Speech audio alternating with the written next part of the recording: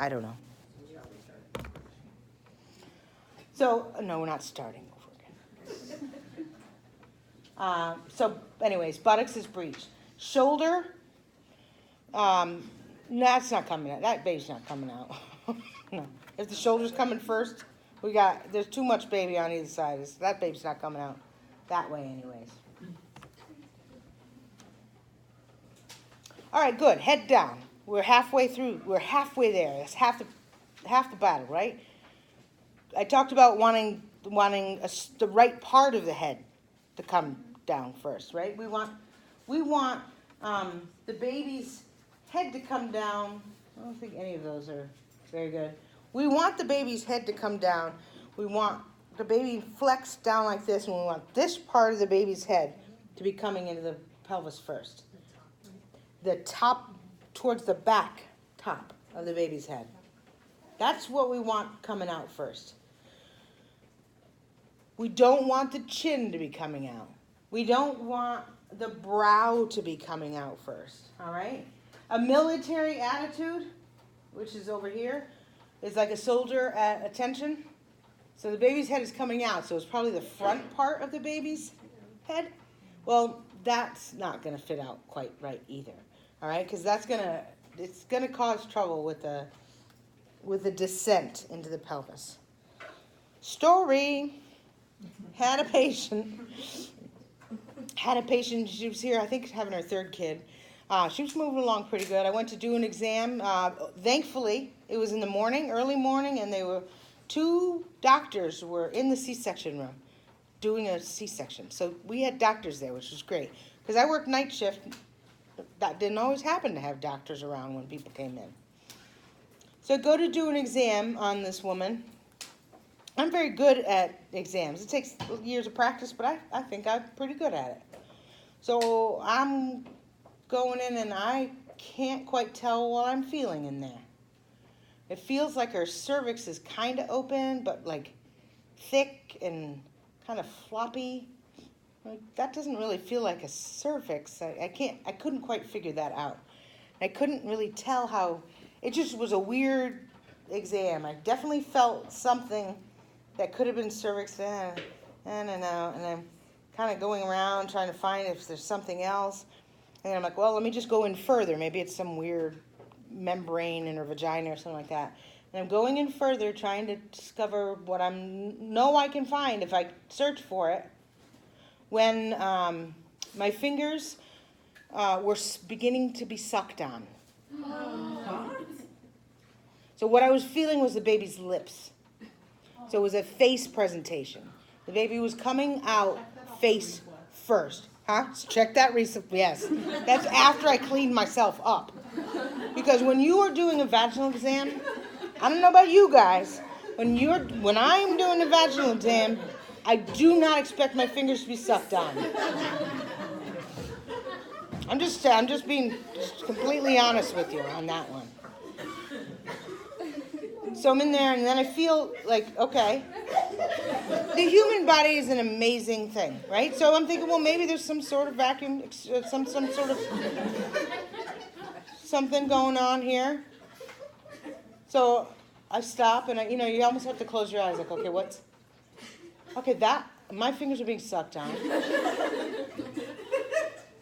And then it all became clear, like what I'm feeling are baby lips. So when I went in further, I stimulated the sucking reflex.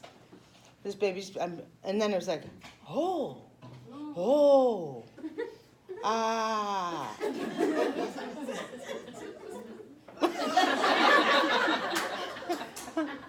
Huh. We got trouble, right? The trouble is, a baby coming out like that is not going to fit out well, all right?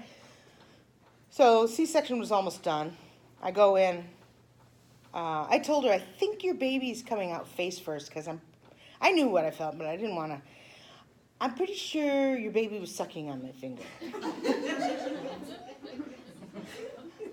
So I'm just gonna go talk to the doctor. This is all right. I'll be right back. I go, and I'm like, folks. I had a baby. I'm pretty sure I have a face presentation in room 2. The baby was sucking on my fingers when I was trying to figure it. Like, no. I'm like, yeah, I'm pretty sure. So both doctors after the C-section came in. Oh, same thing.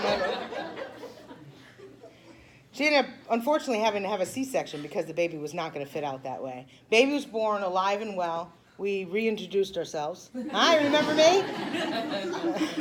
Baby's face was very, very bruised because it was, yeah. But other than that, everyone was alive and well. Anyways, face presentation. It's real. Yeah. All right, so head down grade. So I talked about the landmarks on the scalp and what we want. We want to know where this bit is. We want to know where the back of the baby's head is in terms of the pelvis, okay? And we denote it with letters, all right? So we're looking at occiput most frequently. We're looking at the occiput. We care about what direction this occiput is facing. Is it facing mom's front, or is it facing mom's back, or straight to the side? That's anterior, posterior, and transverse, all right? Is it slightly to mom's right or slightly to mom's left? That would be right or left. So say it's facing the occiput, now that's the back of the head, is pointing towards mom's right front. So that would be right occiput anterior. Why does that matter? Because we'll know a couple of things once we know how the baby is coming out. On the next slides, it will become clear. Well, maybe not so clear. I apologize. It's a lot to take in. Just know, mom's left or right, front or back, or transverse. All right? And it's the occiput we're thinking about. So occiput is the middle initial, right, left, anterior, posterior, transverse. I have some pictures here that might make it easier to understand.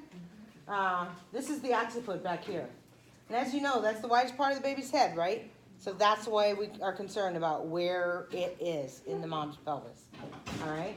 So this would be left occiput, and this is mom's front, anterior. Left occiput anterior, LOA. On the next few slides, I try to set it up so that it will eventually make sense to you. This is what it feels like when you do an exam. This is what the baby looks like if you're taking a picture from the front. Okay? Why does this matter? Well, it matters because I want to know where I'm going to find the fetal heart rate, too. All right? That's why I show these pictures. That's what I'm feeling when I'm doing an exam, then I know the baby's that way in the mom's pelvis. All right? If that's what I'm feeling, the baby is that way in the mom's pelvis. All right? This is left occiput posterior, which means the back of the baby's head is pressing into mom's back. I'm here to tell you, that is not fun. Anyone heard of back labor? Yeah, it's not fun. And I'm not at all bitter. I'm just telling you I had about 48 hours of that kind of labor. Here's the transverse when it's side to side. All right. You get my point. And we'll move back to that a little bit later, and I'll show you a slide you should memorize. Fetal station. All right, so head down, we know which way it's facing. Is it descending into the pelvis the way we want it? So there's some landmarks that we're going to look for, okay? The ischial spines are little ridges on either side of the pelvis that we use as the landmark to say how far the baby is coming down into the pelvis, all right? Ischial spines, that's kind of key to this fetal station thing. The ischial spines are the landmark.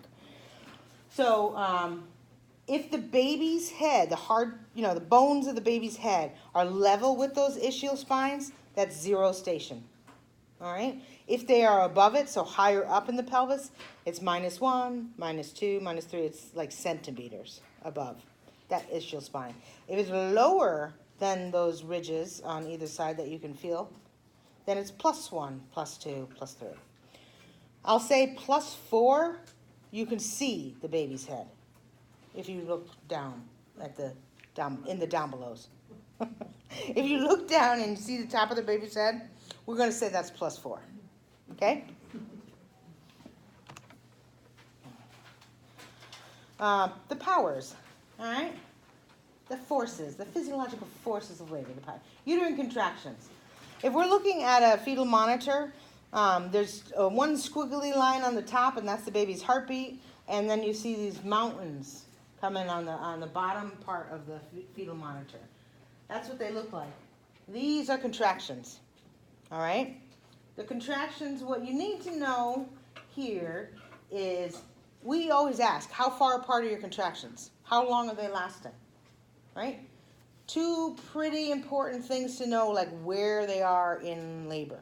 The first thing you need to know is that how long is the contraction, or the duration of the contraction, is from the beginning of one contraction to the beginning of the next, to the end of that contraction.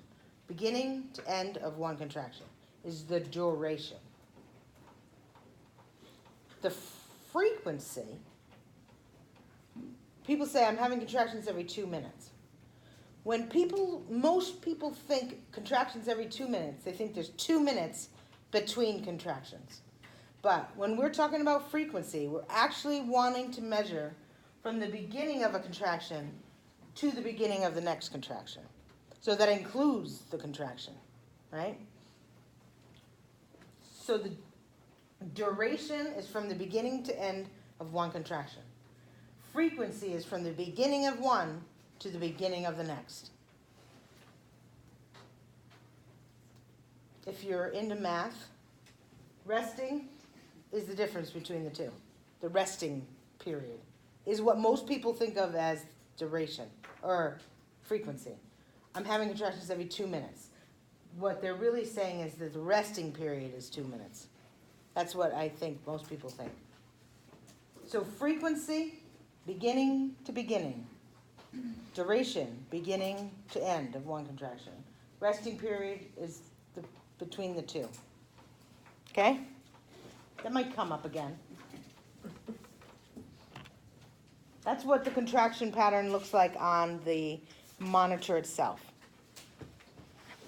I'm not expecting you to be experts on fetal monitoring, but do know that this is what it looks like when you see either the paper coming out or you see it on the computer screen. All right? See the grid in here? Each square of the grid is 10 seconds. All right? Do you see how there's darker lines here? That's 1 minute. So that's how we measure this duration and frequency, is by counting the little boxes. God bless you. Thank you.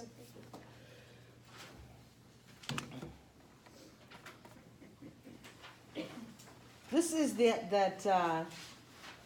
actually, you can see it, these little notches over here, that's those are the ischial spines, by the way.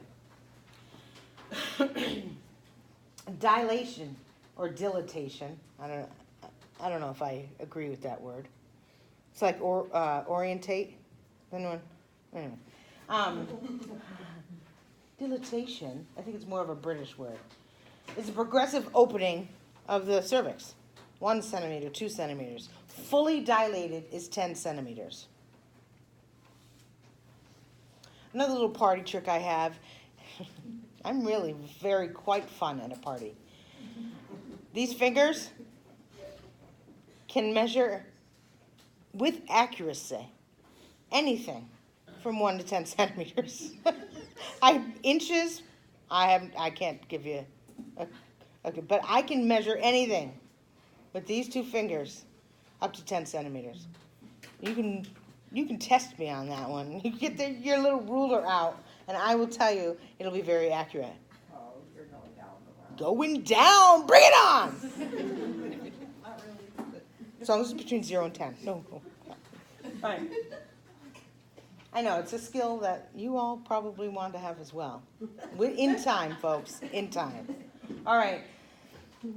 Because these fingers are going in there and they're measuring how far the cervix is opening up, between 0 and 10 centimeters, all right? The other thing we're looking at is effacement. Effacement is the thinning out of the cervix. Remember way back in class 1, I talked about how the cervix is like a scallop with a hole in it? All right, so what's happening is there's a pull on the uterine contractions are pulling on the bottom part of the uterus, and it's kind of pulling it upwards, making the scallop at the end, thinning out because it's getting pulled up and kind of out of the way. So effacement is the thinning out of the cervix, and then it opens up. There is some, I couldn't figure out, it's probably trademarked or patent, whatever, they copyrighted. A woman, a childbirth educator on YouTube, posts a video on her page. If there were other pages, I guess that one would be one. And she uses a ping pong ball and a balloon, an inflated balloon. Has anyone seen it? And she squeezes the top of the balloon, which is mimicking contractions, and the ping pong ball comes down further and further, which is the head, and the further it gets down, the less space at the end of the balloon, which is the cervix. So that makes sense. It starts opening up and it's coming down so that there's not as much thickness to the end of the balloon. Is this making sense at all? Watch the video and dilation and effacement will become very clear. I could not, because I'm posting and I don't know about this thing, I could not get that video to post on PowerPoint. But it makes it all clear if you care to look at it. The effacement is a progressive shortening or thinning out of the cervix. Here's your pictures for anyone who needs pictures. All right, position. We really care about the position a woman is in labor. Sometimes we can use it to their advantage. We want to keep switching positions. We use gravity to be our friend, right? If she's sitting upwards, the baby is kind of pressing down on things and can help with this whole thinning and opening up of the cervix. Especially if a woman has an epidural, we want frequent position changes because we don't want her, getting decreased circulation in a limb while she's very comfortable. And as I mentioned, stress and fear can really slow a labor down, if not completely halt it. So we need to address the psychological factors. So the Leopold's maneuver is basically laying the hands on the baby, and we'll go through that. That's the first thing I do when a patient comes into the labor and delivery suite. I'm thinking they might be in labor. Ask permission, and I lay my hands on their belly because I can tell where a back is compared to the pokey feet and elbows and whatnot on the other side. You can tell which way the baby is. I'm not as good at telling a head from a butt, like at the top here, but imagine I could if I had to really not have any other technology with me. So we're doing that, and we put the monitors on. If I feel that smoothness of the back, I know that I'm going to find the heartbeat on that side of her belly. All right? How is that helpful? Has anyone been put on a fetal monitor before? Or has anyone had a doctor or a midwife or whatever searching for the fetal heart rate? Right? That's a pretty stressful time till they find it, right? So why do we have to search? Lay your hands briefly. I believe in, like hands, heart, caring. How you doing there? I'm just feeling you out here, just connecting with my patient, right? And I feel this smooth back. I'm just going to put you on the monitor. I know, I can, with that movement, I can tell, boom, that's where the heartbeat's going to be. So there's none like, trying to find the heartbeat. I know exactly where to go for it. That's the main reason why we do Leopold's. So we get the patient on the monitor so we can start assessing the fetal heart rate as well as the contraction pattern. We're going to check her lab work. We'll probably have access to that within a prenatal record. Sometimes within the hospital system, they might have their labs done at the hospital. Looking at all sorts of labs. Particularly, do we need to start antibiotics if she's in labor? For GBS, group B strep. We're going to educate mom and the family on what's happening, why we're doing things, what's happening next, that sort of thing. Take vital signs. As we get a pattern on the fetal monitor from the heartbeat as well as contraction pattern, we're going to be paying attention to that. And certainly doing a vaginal exam to find out how dilated she is, how effaced she is, and where and what is presenting in the pelvis. Meaning, is it a head? Is it a face? And how far down in the pelvis is it? When did all this start, ma'am? And do you feel like your water broke? We're going to be asking all these questions. We're going to look for signs of complications. Is there any bleeding or foul odor, smell, signs and symptoms of infection? How does she want this all to go? You know, does she have a birth plan or want to talk about what's going on and what she wants? Afterwards, how are you going to feed your baby? You know, can we use this time to do a little more education? And who do we have here in the room with you? You know, we're going to introduce ourselves and figure out who the players are in the room. Generally, hospitals will allow 2 support people in the room with a patient. There's your Leopold's maneuvers. That's just pictures of kind of laying your hands down. I don't expect you to know maneuver 1, maneuver 2, maneuver 3. Just know smooth back, bumpy feet. You're going to find the fetal heart rate on the back side. All right, this is the slide that's important. They're all important, clearly. But this is the one you just probably need to memorize, all right? If I check and I find that the baby is left occiput posterior. If you remember back when it was occiput, left occiput or whatever, the back was on the mom's left side. It's on facing whatever. I know the fetal heart rate is going to be on the left side. So rather than, I put those slides there so that you can visualize why this all is, the earlier ones. Bottom line is, I'm going to ask you, a woman, the fetal head is right occiput posterior. Where are you going to find the fetal heart rate? That's the kind of question I'm going to ask you. So you can go through all those slides and visualize it and can critically think through that, or you can just memorize this slide, to be honest with you. All right? So occiput on the right, fetal heart rate is going to be on the right. And if it's head down, it's going to be in the lower right. Left occiput is going to be left lower. Whether it's front or back, posterior, anterior, it's still going to be in the lower belly on the mom's left side. Just memorize this slide. Oh, there's the nitrogen. That's the ferning. What you might see if you don't see a little sperm.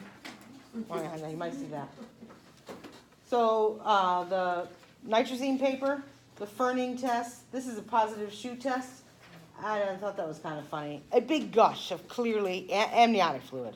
There's no like urine that's going to come flying out of a woman's down below that much. Whatever. Just obvious. Huh? Waterfall, yeah. Sometimes it's just splash. That's that much. Mm-hmm. Lots of settings. The nurse is the one who actually does the vaginal exams. In larger hospitals, there's so many residents and attendings and students and also that the nurses don't necessarily always get a chance to be the one doing it. But in smaller settings, there are not a lot of students and folks, so it's often the nurse. We're going to directly feel the cervix with our gloved fingers and learn a lot about what's happening in labor and with the child. All right. All right, what causes labor? Again, I mentioned that if we really knew, we'd be better at stopping it and starting it. There are some theories that may or may not be part of it. The progesterone withdrawal theory is one of them. Progesterone, we know, kind of looking back after labor, we know that in the last couple of weeks of pregnancy, before delivery or before labor, progesterone levels drop. Well, maybe then progesterone levels, lower progesterone levels cause contractions. We know progesterone is a smooth muscle relaxer, kind of makes sense, right? Progesterone withdrawal theory. Cool. We'll go with that. But it's not always the case. So it's just a theory. Then you have prostaglandins. Prostaglandins cause uterine contractions, and they're found in the body naturally. We, in fact, mimic prostaglandins with medication, and we use that to try to initiate labor. Sometimes it works, sometimes it doesn't. So prostaglandins, estrogen levels, progesterone levels, some sort of up and down combination of the three of those things might be why labor starts. We don't really know. Oftentimes we are faced with, is this really labor or is this not really labor? So is this true labor or is this false labor? I will say the main difference between true labor and false labor is that true labor changes the cervix. Everything else, it might feel exactly the same to a woman, especially a woman who's never been in labor before. She doesn't know. It feels like contractions. In fact, they look like contractions. They feel like contractions on the outside, too. All right? You said it changes the cervix? True labor changes the cervix. I started contracting 3 weeks before my due date. And yes, I was contracting. I put myself on the monitor, and I was contracting every 2 to 3 minutes. Didn't do a dang thing to my cervix. 5 weeks later, I was still not doing anything with my cervix. All right? So that was not true labor. It was just kind of inconvenient labor. Inconvenient false labor. So I can guarantee that if there's, say, a question on a quiz or, say, a final about the difference between true and false labor, it's going to be about the cervix. All right? We'll have a patient in the labor room, and we're trying to figure out, is she in labor or is she not in labor? We're going to look at contractions. Yeah, we're going to look at the fetal heart rate. Yeah, we're going to ask her a bunch of questions. But we're going to do a vaginal exam to find out, is your cervix changing? That's going to be the key to whether it's real or true or false. I don't like real or not, because pain is pain. I'm not saying that a patient's not uncomfortable, that she's not having contractions. It's whether it is truly labor or not. There are other things like the baby going lower into the pelvis, engaging into the pelvis, that sort of stuff. But it's about change, making change in the whole area down belows. I don't really like that they say that false labor is painless, because I'm here to tell you, false labor can hurt. All right? Generally, Braxton Hicks contractions, anyone might have heard of that. That's an example of false labor. Generally, if we change activities, so say we're running around at work or whatever, if we stop and we lay down, just rest, sometimes those false labor / Braxton Hicks contractions go away. Sometimes if we're laying down and we start feeling the contractions, if we get up and kind of walk it off, they might go away. So it's the change in activity that sometimes decreases the contractions. Those are false labor. All right? Where a patient feels the contraction might also be a clue as to whether they're Braxton Hicks contractions or otherwise. If she's dehydrated, let's hydrate her. If she has to pee, let's empty her bladder. All right? All of these things can affect the irritability of the uterine muscle. This is a better slide of the ischial spines and your -1, -2, -3 if they're higher, or +1, +2, +3 if they're lower in the pelvis, okay? Just a quick, don't spend a whole lot of mental energy on it. Quick thing to talk about is the cardinal movements of labor. Okay, so yes, the baby's head is coming down into the pelvis. But there's other movements. So as a baby, this is where nature, I think, is just absolutely phenomenal.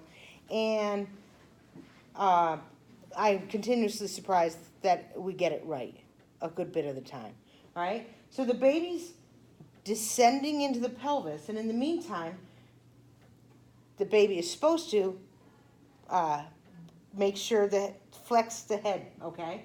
So we want to, the head meets resistance coming through, and if things are going well, the baby will flex chin to chest, basically, the head downward, all right? That's what changes what's coming out. That's why we want to feel for that occiput back there. That's so flexion is the first cardinal movement. Once it's down in there, it actually, as it comes down, it is actually turning a bit in the pelvis to make its way on out. Okay, we call that internal rotation. It's just the head that's turning, not the whole body. It's just the head, God bless you, that's turning just to get out, okay? Then the birth of the head. Well, after the head comes out, the head will extend outward like that. Thank you for extending your head as well. Just for anyone else who has trouble picturing it. Look at Katie. Extend outward.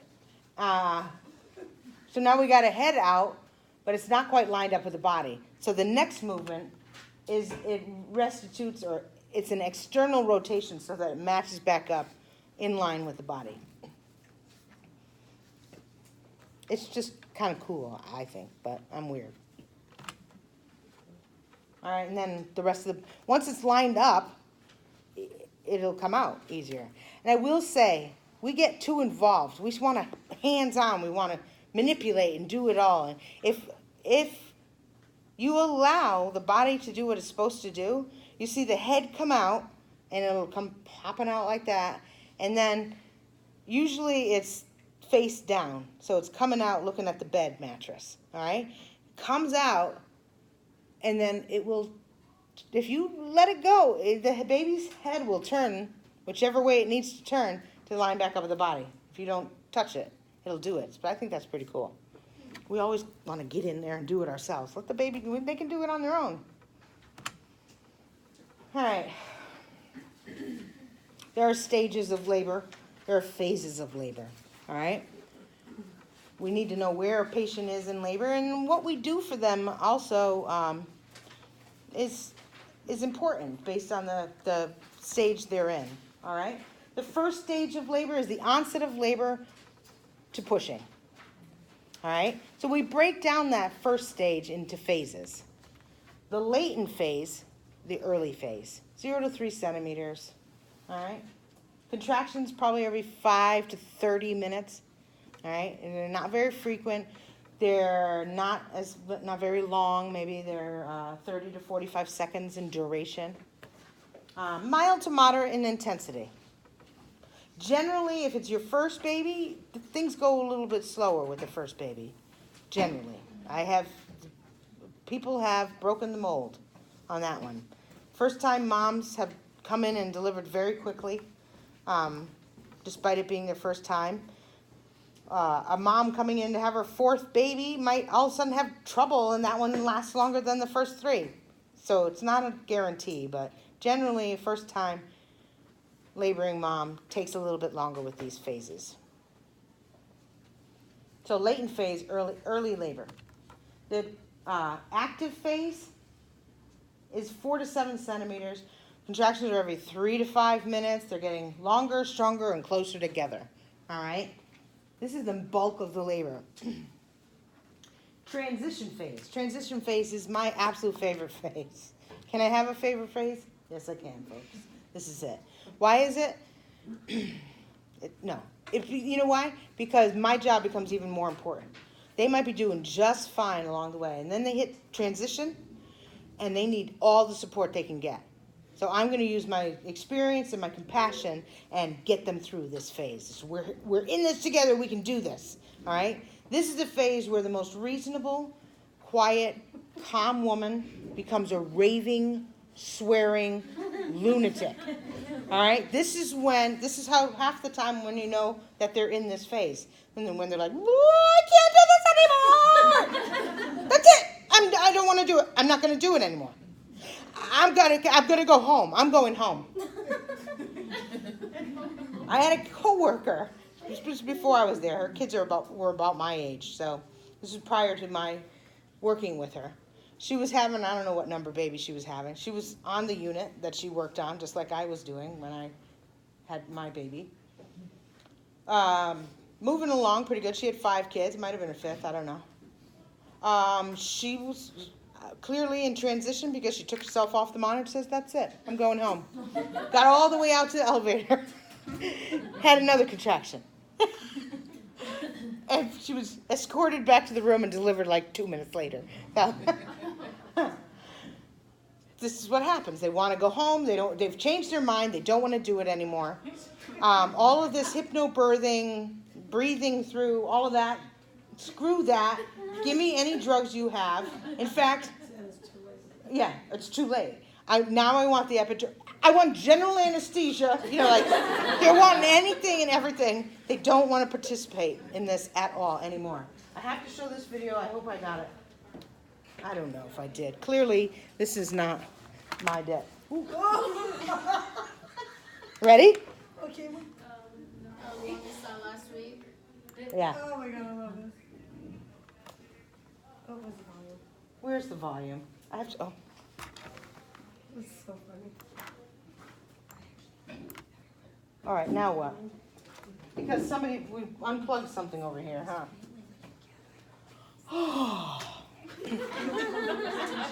You see her though?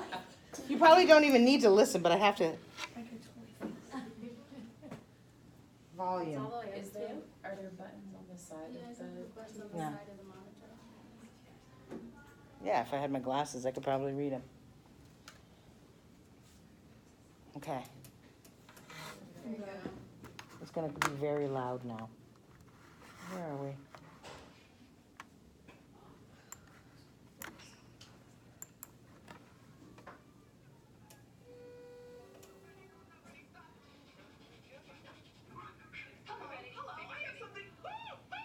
I need to say, I'm not ready. You know what? When you're pregnant, that's when people want to be with you. Everyone's so nice to you when you're pregnant. They're so nice. They'll for your snacks. Oh, let's go. Goddamn seat. Everyone's like, oh, you're pregnant. You want a seat? Here's a seat. Here's a seat. And they tell you that you baby. And then they hate you. It's a nurse. Nobody hates you, Lila. Go to a restaurant. You know what happens? What happens? They hate you. You get on a plane. And they wish you were dead. No, they wish you and your crying baby were dead. That's the rest of your life. That's the rest of your life when you have a baby right there. So I'm good. I got another week left to live. Thank you for your time. What's your name? What's your name? I don't give a shit. You know what? I'm not even pregnant. I can see your baby's head. See the baby's head. You got another hallway birth. I think you. Bye. I just thought that was funny and wanted to share it. And that is why, I don't know how, I don't even know how to get rid of this one now. Oh, and that is why I love transition. It's terrible. The patient is completely overwhelmed. The good news is transition tends to be not just the most intense period, but the shortest phase of the first stage of labor, okay? But you get stuff like that where your job as a labor nurse becomes even more important. It's also important, by the way, to support people in the room. because they might have been told to do the same exact thing with each contraction for the last 4 hours in active labor. And then all of a sudden, their wife looks to them and says, "Would you stop touching me?" Or, whatever. And all of a sudden they cannot do anything right. And you just have to stay with them, say, it's transition, we're good, you're doing good. We're just gonna back off a little bit. But stay near, don't get mad, don't get upset, like don't become part of the problem. So it involves everyone. And it's really very important. All right, second stage is full dilation to baby born. All right, that's the pushing phase, if you will. Third stage is after the baby born to the placenta delivery. All right, 5 to 30 minutes. Yes, we can wait 30 minutes for placenta. And the fourth stage is the first couple of hours after the delivery of the placenta. Pain management. I've said it before, I'll say it again. Pain is subjective. All right? If a patient's telling you this is the worst pain of my life, it's the worst pain of their life. Whether we can do anything about it in terms of medication or intervention in that way, and pharmacological intervention, maybe we can't give them an epidural if they're only 1 centimeter and we're not sure they're in labor. But if they feel like they're in the worst pain of their life, they're in the worst pain of their life. So we need to use other methods of pain relief to get them as comfortable as possible, physically and emotionally. All right? Each patient's response to pain is unique. All right? Oftentimes it's culturally influenced as well. Stereotypically, there are certain cultures that are quieter with their pain. You would think I would have been hooting and hollering across the way I talk. The more, and that doesn't have to do with my culture, I don't know what it has to do with, but the more uncomfortable I got in labor, the more inward I went. Like I was very, very quiet and just like, that's all I did. And that's culturally often the case, stereotypically. Like the Indian culture, the Asian cultures, they tend to be quieter. It doesn't mean that they're not in pain. It's just maybe how they're handling pain, all right? You have some other cultures that are a little bit more vocal, and some cultures that are very comfortable with being vocal, all right? No disrespect whatsoever. My favorite labor patient is the Puerto Rican lady. You know why? She comes in with a whole party,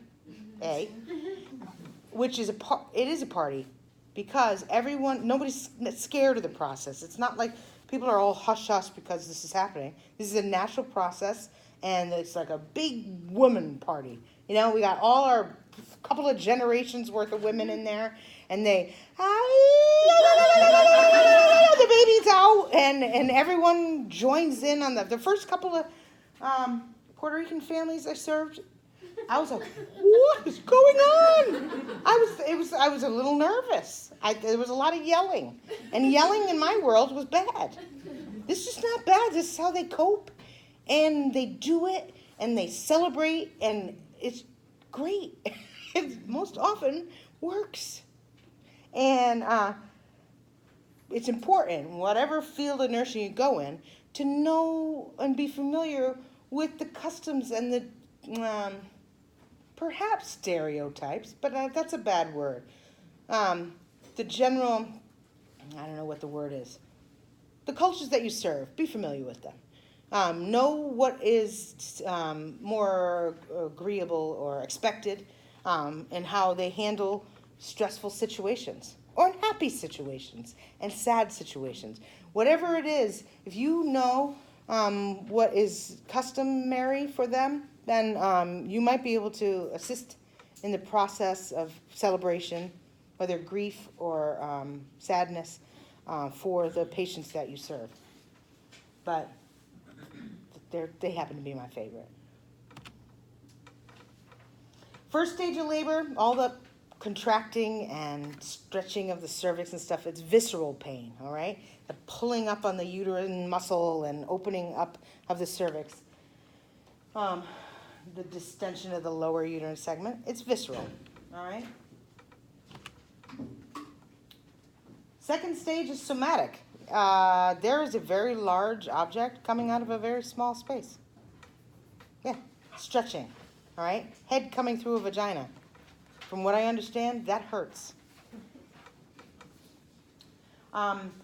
Towards the end of that second stage is when the head is literally coming out, and that is possibly leading to some lacerations of soft tissue. That hurts too.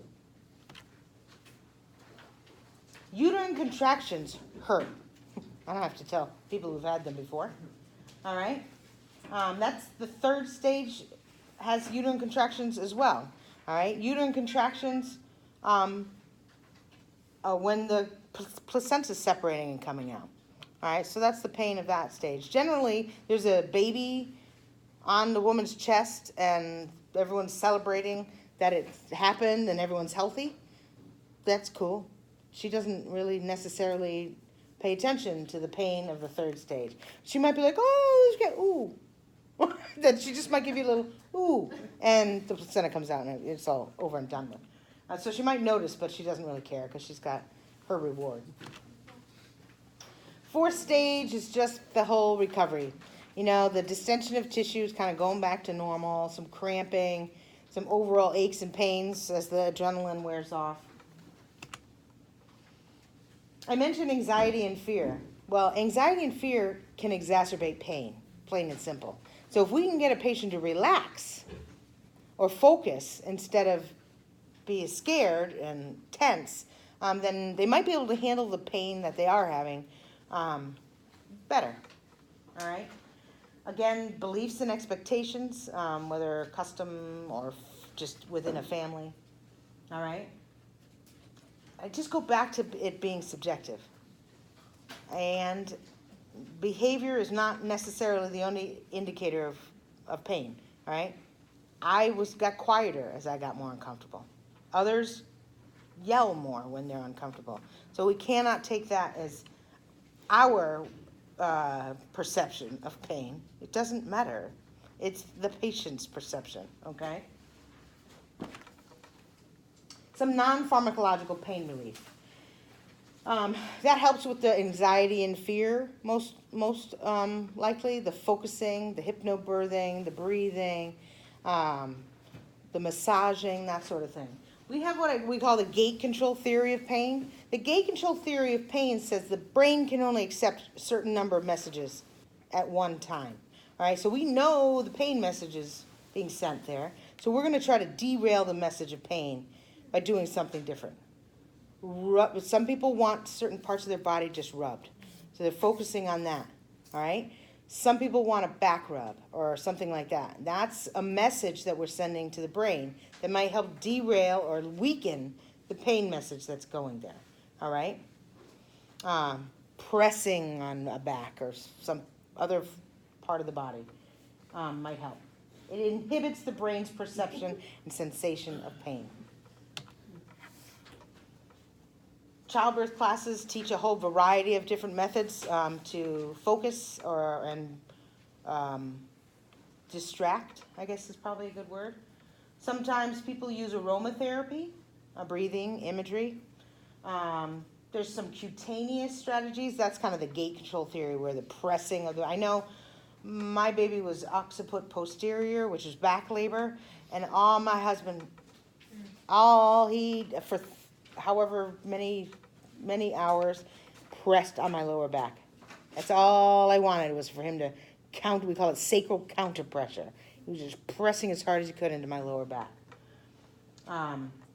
Effleurage is the gentle circular motion. Oftentimes you see women doing it on themselves. They're like going back and forth like this, and they're just lightly rubbing their bellies. And that's effleurage. It's a fancy name for it. Hot and cold therapy, hydrotherapy, all of those things have helped a woman through her stages and phases of labor. Frequent maternal position changes, as I mentioned before, are important. Let's use gravity as our friend and just take the pressure off certain body parts that might be becoming uncomfortable. I think I'm just going to stop there and take over part 2. You have to watch YouTube for that.